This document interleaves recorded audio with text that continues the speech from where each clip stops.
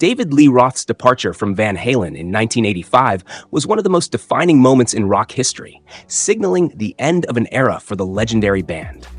While rumors swirled for years that Roth left in pursuit of Hollywood fame, the former frontman recently set the record straight in an interview with Rolling Stone, revealing that his exit was driven by growing creative differences with Eddie Van Halen rather than a desire to become a movie star. Roth explained that by the mid-'80s, the band had hit a creative wall. He and Eddie were no longer on the same wavelength, both musically and personally. Their visions for Van Halen's future had begun to diverge, making it increasingly difficult to continue together. While there was no deep personal animosity, the tension between them became undeniable.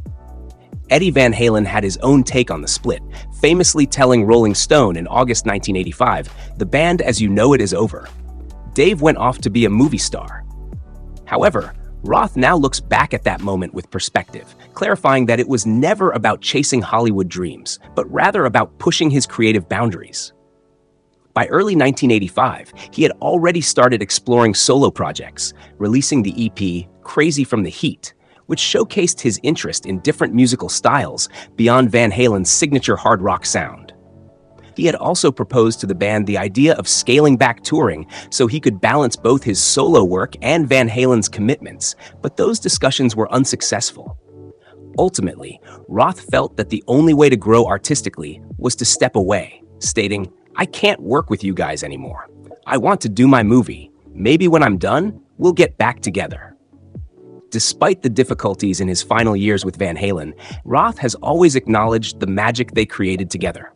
"The band, as you know it, was over," he said, but he still holds deep respect for what they accomplished. He admitted that, while the group could have continued in another form, the fundamental creative differences between him and Eddie made that impossible.